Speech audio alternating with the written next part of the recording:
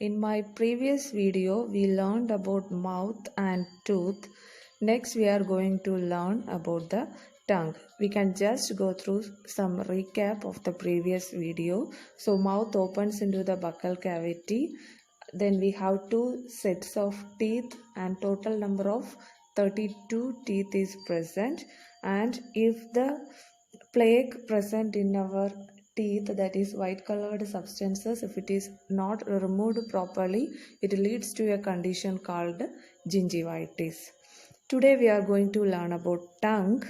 Tongue is a freely movable muscular organ attached at the posterior end by the frenulum to the floor of the buccal cavity, and it is free in the front. So it is a muscular organ attached to the floor of the buccal cavity, and it is posteriorly attached and anteriorly it is free.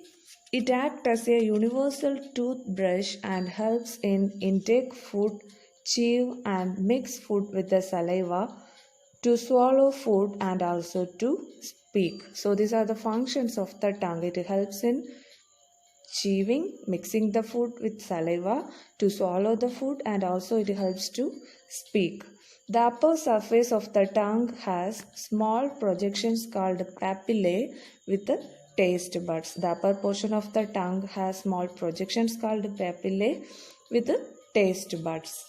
Next, we are going to learn about the pharynx. So far we learned about the mouth, buccal cavity. Next is the pharynx. The oral cavity leads into a short common passage for food and air called pharynx. So what is pharynx?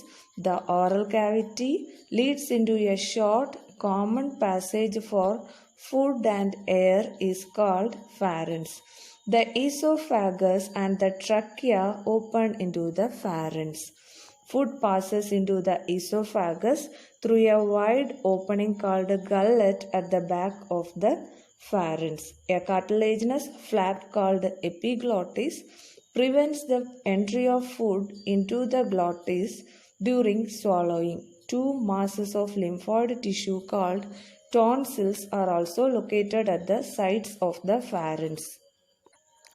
So the pharynx is the common passage for the entry of food and also for the entry of the air. Okay, so here whenever we are eating the food, we are swallowing the food enters into the pharynx. When it reaches the pharynx, what it happens?